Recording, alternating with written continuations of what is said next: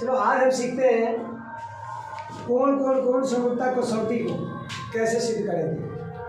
कौन समरूपता कसौटी ये है कि यदि दो त्रिभुजों में संगत कोण समान हो, जब संगत कोण समान हो तो उनकी संगत भुजाएं एक ही अनुपात में होती है, इसीलिए त्रिभुज समरूप होते हैं। यह है कौन समरूपता कसौटी। इसके लिए हम विशेष प्रतिज्ञा लेंगे। माना कि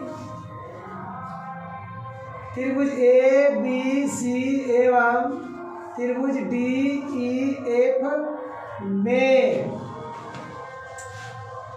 एंगल ए बराबर एंगल डी, एंगल बी बराबर एंगल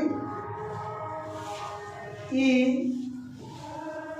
तथा एंगल सी बराबर एंगल एफ हम ये मान लिए। तब इस त्रिभुज की रचना भी हम कर लेंगे इसी प्रकार।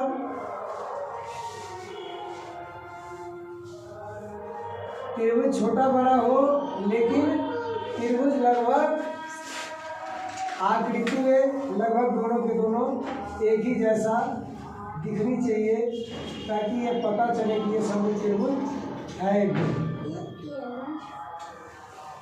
इस प्रकार से हमने एक त्रिभुज लिया ए बी सी और दूसरा त्रिभुज हमने ले लिया डी ई एफ। तो स्थिति ये है कि यहाँ पर डी ई ए बी से बड़ा है ना, तो हमको सिद्ध क्या करना है, त्रिभुज ए बी सी सिद्ध क्या करना है,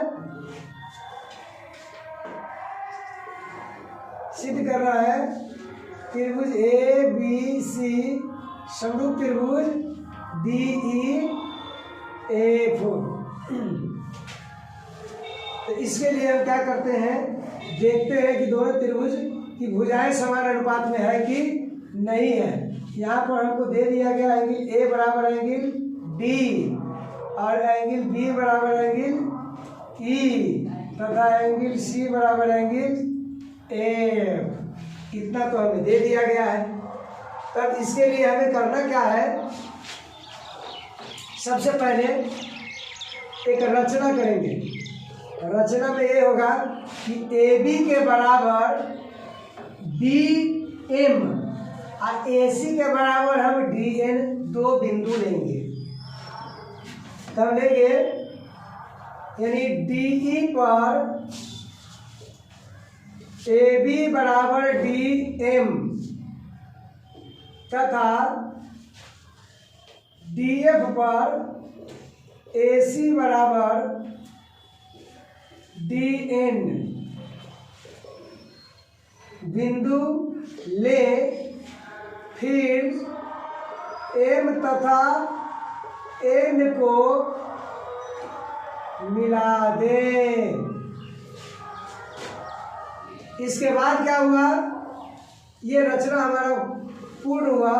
इसके बाद हम प्रमाण देंगे। तो पहले रचना को खींच लेंगे, जितना बड़ा ए बी है लगभग उतना ही बड़ा हम एक बिंदु ले लेंगे, यहाँ पर इतना ही एम, और जो ए सी के बराबर हम ले लेंगे फिर एक बिंदु एन, और इन दोनों को हम मिला देंगे।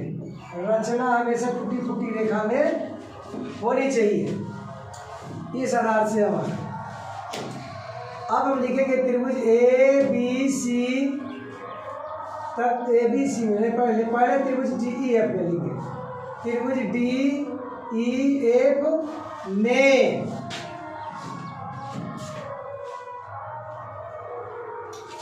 जी ई एफ में नहीं लेंगे, पहले लेंगे त्रिभुज ए बी सी तथा त्रिभुज डी एम एन में।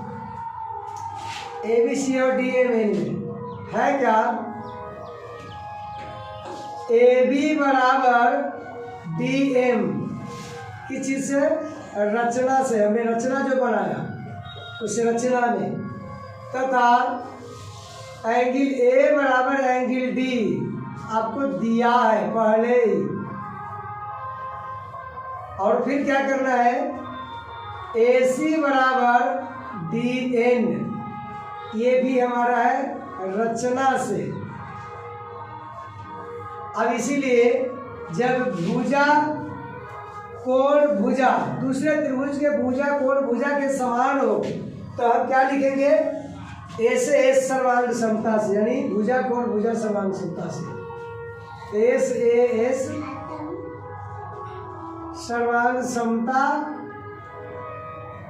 से त्रिभुज ए बी सी सर्वांग सम त्रिभुज, ये दोनों सर्वांग सम हो गए, D M N, D M N. इसीलिए एंगल बी बराबर एंगल एम तथा एंगल सी बराबर एंगल एन। किंतु हमको दिया हुआ क्या है, एंगल बी बराबर ई, एंगल बी बराबर एंगल ई, बी बराबर एंगल ई दिया है तथा एंगल सी बराबर एंगल एफ, ये हमको दिया हुआ है। तो इस आधार से एंगल एम बराबर एंगल ई, एंगल एम बराबर एंगल ई तथा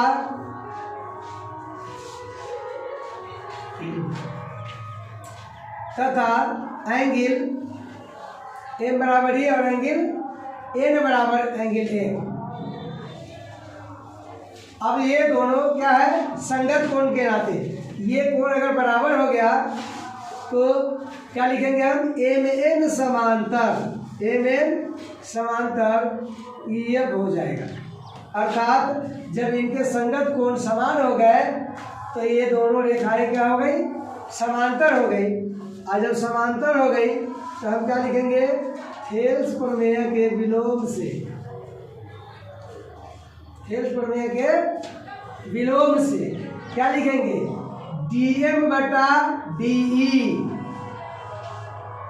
डीएम बटा डीई अब बराबर डीएन बटा डीएम, डीएन बटा डीएम ये होगा ऑलरेडी।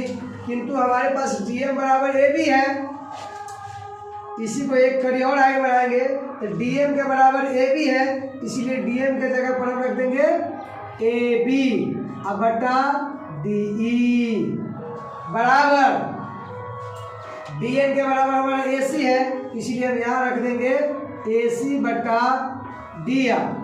अब इसी प्रकार हम अगर बी सी बराबर कोई ई एफ पर बी सी के बराबर कोई बिंदु लेंगे तो हमको यह भी सिद्ध हो जाएगा, है ना। इसी प्रकार हमको बी सी के बराबर बिंदु, बी सी के बराबर बिंदु ई एफ पर अगर लेते हैं